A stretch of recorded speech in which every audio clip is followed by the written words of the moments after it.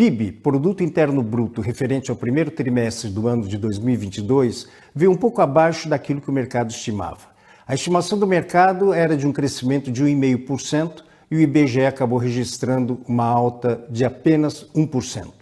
Por que apenas 1%? Ora, porque a expectativa do mercado no final do ano de 2021 era de um crescimento um pouco mais robusto ao longo desse ano de 2022. Tanto é que vários empresários estavam realizando investimentos justamente contemplando essa perspectiva de crescimento da nossa economia. Entretanto, ao debruçarmos em torno desses dados divulgados pelo IBGE referente ao primeiro trimestre, nós observamos alguns detalhes interessantes. O primeiro detalhe interessante diz respeito à formação bruta de capital fixo, também conhecido como investimentos. Houve uma queda de 3,5% no primeiro trimestre, comparativamente ao último trimestre do ano de 2021. Esse número, ele preocupa bastante. Por quê?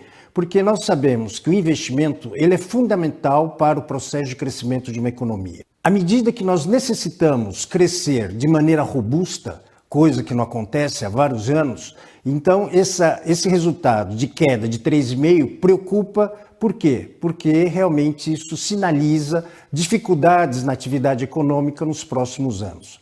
Um detalhe interessante também que chama atenção é o crescimento das exportações. E aí nós observamos que as commodities ou as matérias-primas brutas exportadas pelo Brasil foram fundamentais para que nós tivéssemos esse nível de crescimento. A análise do PIB, vista pela ótica dos setores, mostra o setor agropecuário apresentando uma queda e principalmente no acumulado de 4 trimestres, que apresentou uma queda de 4,8%. Entretanto, o que chama atenção é justamente o setor de serviços. Com o término do isolamento social e a dissipação da própria pandemia, isso fez com que as pessoas voltassem a circular, frequentando bares, restaurantes, viajando. E tudo isso, então, acaba contribuindo ou contribuiu de maneira forte para essa performance do PIB. Entretanto, surgem duas grandes preocupações. A primeira diz respeito à taxa de juros. Ora, à medida que a política monetária vem promovendo o aumento da taxa de juros, isso acaba encarecendo o crédito, fazendo com que possa haver um impacto sobre o nível de consumo das famílias. Por outro lado, tem o fenômeno inflação. Inflação que tira o poder de compra das pessoas, que acaba naturalmente afetando também o consumo das famílias.